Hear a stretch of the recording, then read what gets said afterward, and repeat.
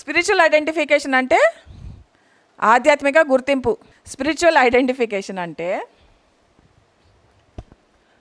మనము బ్యూటీ తోటి ఐడెంటిఫై అయ్యామా లేదా, జాయ్ తోటి ఐడెంటిఫై అయినామా లేదా, ఓకే, ఫ్రీడమ్ తోటి ఐడెంటిఫై అయినామా లేదా, గుడ్నెస్ తోటి ఐడెంటిఫై అయినామా లేదా, రైటియస్నెస్ తోటి ఐడెంటిఫై అయినామా లేదా, ట్రస్ట్ తోటి ఐడెంటిఫై అయినామా లేదా, హయ్యర్ అండర్స్టాండింగ్ తోటి ఐడెంటిఫై అయినామా లేదా, హ్యాపీనెస్ తోటి ఐడెంటిఫై అయినామా లేదా, సోల్ తోటి ఐడెంటిఫై అయినామా లేదా. That is spiritual identification. Okay, so మనం ఎప్పుడైతే స్పిరిచువాలిటీ అంటే ఏంటండి, how do you define spirituality? మనందరం ఎప్పటి నుంచో ధ్యానం చేస్తున్నాం కదా, స్పిరిచువల్ లైఫ్లో కూడా ఉన్నాం కదా. స్పిరిచువాలిటీ అంటే ఏంటి, డెఫినేషన్ ఏంటి? సో స్పిరిట్ అంటే సోల్ సైన్స్ ఏ స్పిరిచువాలిటీ. సోల్ సైన్స్ అనేది చాలా చాలా చాలా చాలా పెద్దది. ఇది తెలుసుకుని అమ్మా చాలా తెలుసుకున్నాను అనుకోవడానికి లేదు ఇక్కడ. ఓకే, సో మనం స్పిరిచువల్ ఐడెంటిఫికేషన్ అంటే beauty, joy, freedom, goodness, righteousness, happiness, higher understanding, trust, ఇవన్నీ తోటి మనం ఐడెంటిఫై అవుతాము. ఓకే, ఎప్పుడు ఐడెంటిఫై అవుతాము? మనలో ఉన్నప్పుడు ఐడెంటిఫై అవుతాము. ఓకే, మనలో ఉన్నప్పుడు మనము స్పిరిచువాలిటీగా ఐడెంటిఫై అవుతాము. వేరే వాళ్ళలో ఉన్న ఈ క్వాలిటీస్ తోటి కూడా మనం ఐడెంటిఫై అవుతాం. అర్థం కాలే? ఇప్పుడు నాలో నేను జాయ్ తోటి ఐడెంటిఫై అయినాను మేడం. I'm joyful. నేను జాయ్ తోటి ఐడెంటిఫై అయినా, అదొక స్పిరిచువల్ క్వాలిటీ. ఈవిడలో జాయ్ ఉంది, నేను ఆవిడ జాయ్ తోటి ఐడెంటిఫై అయినా. ఓకే, సో ప్రతి మనిషిలో ఒక స్పిరిచువల్ ఆస్పెక్ట్ అనేది, దాంతో ఐడెంటిఫై అవ్వడం అనేది spiritual identification. Because we are all spirits, we are all souls. Okay, so ఎప్పుడైతే మనము ఎదుటి వారి హార్ట్ని, సోల్ని చూడ్డామో, ఎప్పుడైతే స్టార్ట్ చేస్తామో వాళ్ళతోటి మనకి స్పిరిచువల్ ఐడెంటిఫికేషన్ అవుతుంది. Okay, we will identify them spiritually. ప్రతి సోలు ఇక్కడ ఒక్కొక్క లెవెల్లో ఉంది, అది చూడడం, వాళ్ళ ఫిజికల్ లెవెల్ని చూడడం, వాళ్ళ ఎమోషనల్ లెవెల్ని చూడడం, వాళ్ళ మెంటల్ లెవెల్ని చూడడం, వాళ్ళ స్పిరిచువల్ లెవెల్ని చూడడం. We will identify with them. వాళ్ళు ఏ స్టేజ్లో ఉన్నారు అనేది మనం ఈజీగా రిలేట్ అవ్వగలము. మన చైతన్యము వాళ్ళ చైతన్యంలో నిమగ్నం అయిపోవాలి, కానీ డిటాచ్డ్గా. This is very very important, detachment. Okay, నిమగ్నం అయిపోయింటే అలా వెళ్ళిపోవడం కాదు. ఓకే, దాంట్లో కూడా కొంచెం పట్టుకోవాలి మనల్ని కొంచెం డిటాచ్డ్గా ఉండాలి. ఓకే, సో మన కాన్షియస్నెస్ ఎప్పుడైతే వేరే వాళ్ళ physical, emotional, mental and spiritual levels తోటి నిమగ్నం అవుతుందో మన కాన్షియస్నెస్, మన చైతన్యము, దాన్ని స్పిరిచువల్ ఐడెంటిఫికేషన్ అంటారు. ఓకే, ఆ స్పిరిచువల్ ఐడెంటిఫికేషన్ ఎప్పుడైతుంది? ఇవన్నీ మనలో ఉన్నప్పుడు, వేరే వాళ్ళలో అది ఉన్నప్పుడు మనం వాళ్ళతో ఐడెంటిఫై అవుతాము. అలా ఐడెంటిఫై అయిన వాళ్ళతోటి గ్రూప్ క్రియేట్ అవుతుంది. ఎందుకంటే ప్రతి మనిషిలో జాయ్ ఉంటుంది, ప్రతి మనిషిలో ఫ్రీడమ్ అనే ఆస్పెక్ట్ ఉంటుంది, ప్రతి మనిషి రైటియస్గా ఉంటాడు, రైటియస్ ఆలోచనలు, రైటియస్ మాటలు, రైటియస్ చేతలు. సో గుడ్నెస్ ఉంటుంది, మంచితనం ఉంటుంది, సాక్రిఫైస్ ఉంటుంది. సో ఇవన్నీ స్పిరిచువల్ ఐడెంటిఫికేషన్. మొన్న ఐడెంటిఫికేషన్ గురించి చెప్పా. ఐడెంటిఫికేషన్ గురించి ఏంటి? నేను మీతోటి రిలేట్ అవ్వగలను. రిలేట్ అవ్వడం అంటే ఏంటి? ఫర్ ఎగ్జాంపుల్, నాకు బాగా తలకాయ నొప్పి వచ్చింది నిన్న, ఈరోజు మీకు తలకాయ నొప్పి వచ్చింది. నేను మీతో రిలేట్ అవ్వగలనా లేదా? ఎగ్జాక్ట్లీ. సో రిలేట్ ఎలా అవ్వగలుగుతున్నాను నేను ఆయనతోటి? ఎందుకంటే నాకు తెలుసు ఆ పెయిన్ ఏంటో. ఓకే, ఫర్ ఎగ్జాంపుల్, నేను స్టేట్ ఫస్ట్ ర్యాంక్ వచ్చాను, ఆయన next day state first rank వచ్చాడు. నేను రిలేట్ అవ్వగలనా లేదా? సో అది స్పిరిచువల్ ఐడెంటిఫికేషన్ అంటే. నాలో జాయ్ ఉంది, ఆయనలో జాయ్ ఉంది, నేను రిలేట్ అవ్వగలను. We both are joyful souls, not personalities or ego. నేను పర్సనాలిటీ గురించి మాట్లాడను, ఈగో గురించి మాట్లాడను. ఓన్లీ హార్ట్ గురించి మాట్లాడతా, సోల్ గురించి మాట్లాడతా. ఓకే, సో నేను ఆయనలో ఉన్న జాయ్ తోటి రిలేట్ అవ్వగలను. సో ఈ క్వాలిటీస్ అన్నీ మనం అలవర్చుకుంటే ఒక స్పిరిచువల్ ఐడెంటిఫికేషన్ కుదురుతుంది. అప్పుడు ఒక మంచి గ్రూప్ కుదురుతుంది. ఆ గ్రూప్లో నింపుకోవాలి. ఓకే, సో దట్ ఈస్ ఏ గ్రూప్లో అయితే స్పిరిచువల్ ఐడెంటిఫికేషన్ ఉంటుందో ఆ గ్రూపు సూపర్ క్లాస్ ఉంటుంది. Okay, so that is spiritual identification. ఇప్పుడు మనం ఒక 5 to 10 minutes మనము విజ్డమ్ మీద, స్పిరిచువల్ ఐడెంటిఫికేషన్ మీద ధ్యానం చేద్దాం. మనందరం ఎప్పుడైతే మన హార్ట్ తోటి అనుసంధానం పెంచుకుంటామో అప్పుడు మనకి ఇంట్యూషన్ అనేది వస్తుంది. ఆ ఇంట్యూషన్ వచ్చినప్పుడు మన విజ్డము ఎలా దారి చూపిస్తుందో ఒక్కసారి మీ హృదయాన్ని మీరు అడగండి. మీ విజ్డమ్ని తట్టి లేపే ప్రయత్నం చేయండి.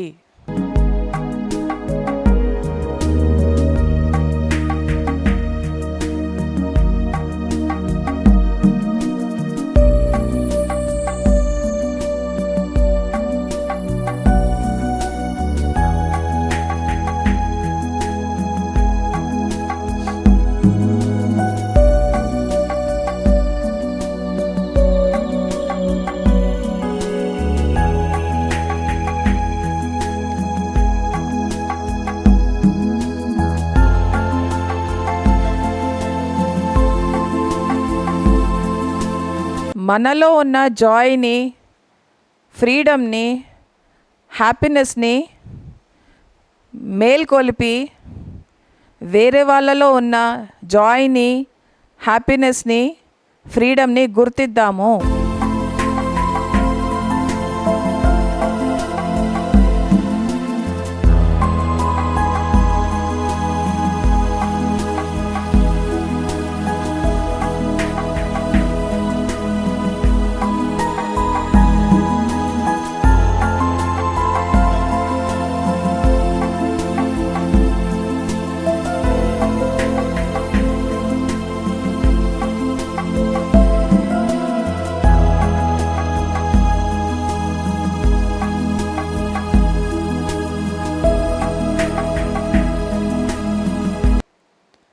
Five, 4, 3, 2, 1.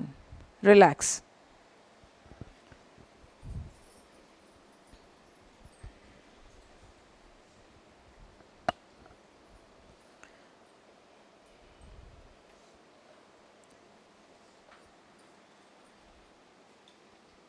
విజ్డమ్ గురించి ఎలా ఉండింది మీకు ఎక్స్పీరియన్స్?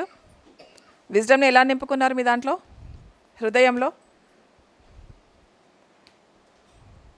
విజ్డమ్ ఉన్నప్పుడు ఏమవుతుందంటే మన లైఫ్లో, మన జీవితంలో నిలకడ అనేది వస్తుంది, స్టెబిలిటీ వస్తుంది, ఒక మెచ్యూరిటీ వస్తుంది. ఎప్పుడైతే మనము మన డెసిషన్స్ విజ్డమ్తో తీసుకుంటామో, ఒక ప్రజ్ఞతోటి బేస్డ్ ఉన్న డెసిషన్స్ తీసుకుంటామో అవి ఫ్యూచర్ని ఉద్దేశించి డెసిషన్స్ తీసుకుంటుంది హార్ట్ అనేది. మైండ్ ఇప్పుడు, రేపు, ఎల్లుండి అంతే.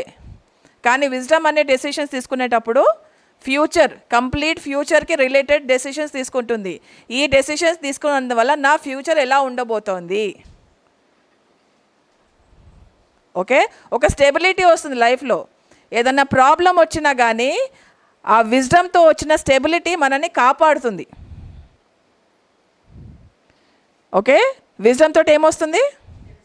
స్టెబిలిటీ అండ్ బ్యాలెన్స్ వస్తుంది.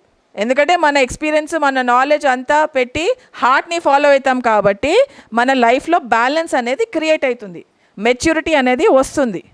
సో మన లైఫ్ ఎలా ఉంటున్నప్పుడు హ్యాపీగా ఉంటుందా? జాయ్ఫుల్గా ఉంటుంది. I'm very happy to see here such words from you. So that is really happy. So మనం ఎప్పుడు కూడా జాయ్ఫుల్గా ఉండాలి సార్స్, మేడమ్స్. ఓకే, జాయ్ఫుల్గా ఉండాలి. లైఫ్లో కంప్లైంట్స్కి మనకి జాగా లేదు, ఏడుపులకి జాగా లేదు. నవ్వాలి, నవ్వించాలి, హ్యాపీగా ఉండాలి, హ్యాపీనెస్ని పంచాలి, జెన్యూన్ హ్యాపీనెస్ ఉండాలి. అందరి మంది హీయ నవ్వి ఎక్కడికి వెళ్ళి ఏడ్చుకోవడం కాదు. Okay, we should actually be happy, actually be joyful. మనకు యాక్చువల్గా ఫ్రీడమ్ కావాలి, బానిసత్వం నుంచి ఫ్రీడమ్ కావాలి, అవునా కాదా? ఇమోషనల్ స్లేవరీ వద్దు, మెంటల్ స్లేవరీ వద్దు. అంటే స్లేవరీ అంటే బానిసత్వం, మళ్ళీ తెలుగులో చెప్పలేదంటారు ఎవరన్నా. ఓకే, మనకి ఇమోషనల్ స్లేవరీ కావాలా వద్దా? ఇమోషనల్ స్లేవరీ అంటే ఏంటి? బానిసత్వం అంటే ఏంటి? ఏది బంధిస్తుంది, ఏది బానిసం చేస్తుంది మనకి ఎమోషన్స్లో? సొసైటీ. ఫస్ట్ పాయింట్ ఈ society. Okay, second point relationships. Emotions sir, emotions madam. Emotions అంటే ఏంటి? అసూయ, ద్వేషాలు, అహంకారాలు, గాసిప్. గాసిప్ అంటే ఎంత ఇష్టమో కదా అందరికీ. అబ్బా, ఆ హీరోయిన్తో తిరుగుతుంది, మా పక్కింటి అమ్మాయి ఇంకో అబ్బాయితో మాట్లాడుతోంది, వాళ్ళ ఇంట్లో నగలు వచ్చాయి, వీళ్ళ ఇంట్లో మంచి చీరలు కొన్నారు, మనం కూడా పోదాంపా. అనవసరమైన మాటలు. ఇంకా ఎక్కువ చెప్పాలంటే అమ్మలక్కల కబుర్లు అంటాం. గ్రౌండ్ భాషలోకి వస్తే అమ్మలక్కల కబుర్లు. వేరే వాళ్ళ గురించి అమ్మా పేపర్లు రాస్తూనే ఉంటాం. మన గురించి వస్తే అబ్బా ఏం లేదు, everything is fine, we are all fine, but that guy is not fine, so will talk about that person. Okay, so మనం ఎప్పుడు కూడా వేరే వాళ్ళ మీద దృష్టిని తీసేసి మన మీదకి దృష్టి మల్లుదాము. ఓకే, వేరే వాళ్ళ గురించి ఎంత మాట్లాడినా, ఏం మాట్లాడినా లాభం లేదు, అందరికీ తెలుసు, కానీ అయినా కూడా మాట్లాడతారు, అవునా కదా? పక్కింటామే చీర కొనుక్కుంది, ఇక్కడ కొనుక్కుందా, కొనుక్కుని వద్దాం. నగలు బాగున్నాయి, ఇక్కడ నగలు బాగున్నాయి, చేయించుకుందాం. That is an honest confession. చేయించుకోకపోయినా విండో షాపింగ్ అయినా చేసేసి వస్తాం.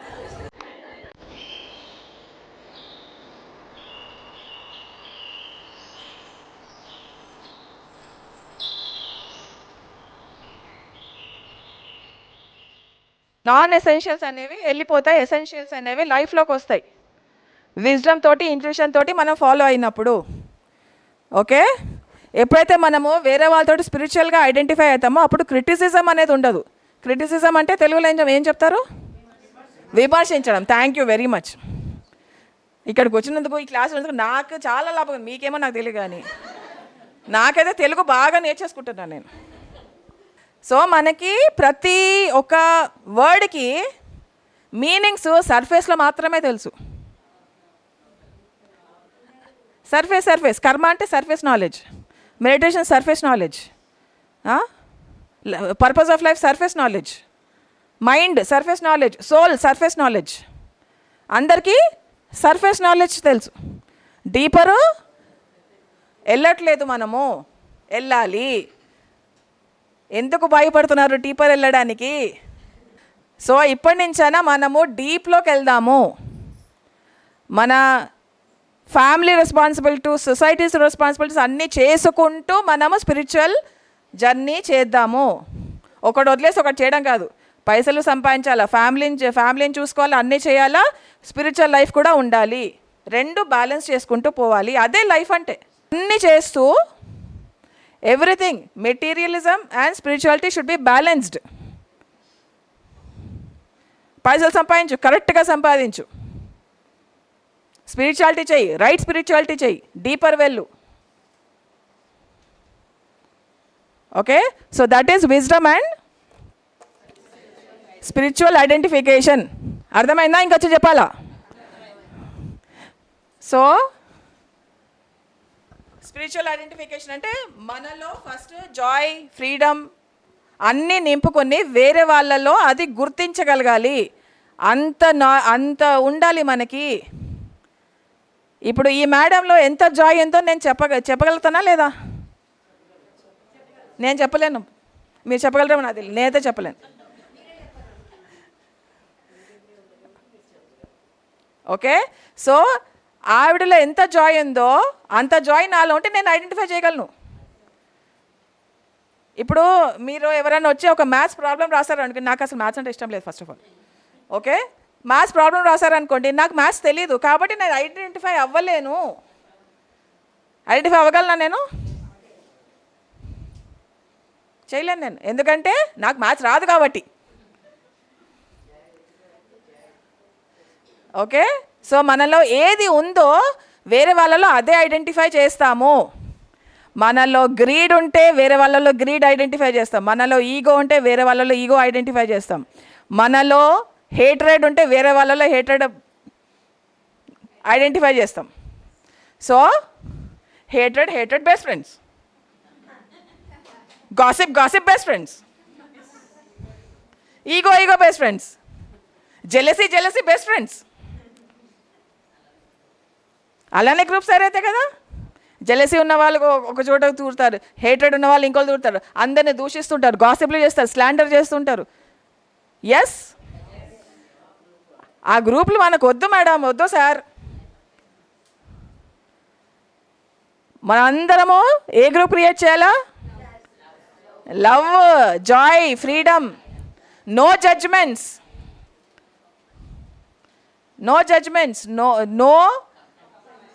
నో కంప్లైంట్స్, నో డిమాండ్స్ ఉండాలి, నో బ్లేమ్స్. ఓకే, సో అప్పుడు మనకి ఎవరైతే మనకు స్పిరిచువల్గా ఐడెంటిఫై చేయగలమో అది కరెక్ట్ గ్రూప్ అవుతుంది. గాసిప్ గ్రూప్ కరెక్ట్ గ్రూప్ కాదబ్బా, అవునా కదా? గాసిప్ గ్రూప్ కరెక్ట్ గ్రూపా? లోక కళ్యాణానికి పనికొస్తుంది అది. So my dear souls, please stop gossiping.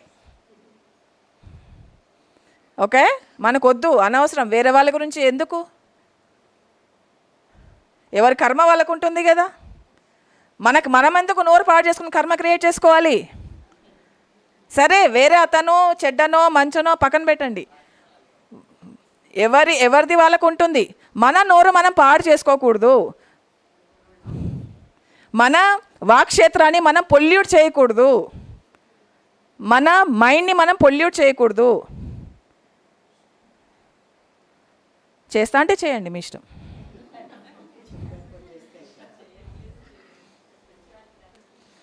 నాకు చెప్పకండి, మీరు చేస్తున్నారో లేదో నాకు చెప్పొద్దు. మీకు మీరు సమాధానం ఇచ్చుకోండి చాలు, అదే గ్రేట్ విక్టరీ. మీరు నన్ను మోసం చేయొచ్చు, మిమ్మల్ని మీరు మోసం చేయగలరు, చేయలేరా? అది మనకు కావాల్సింది.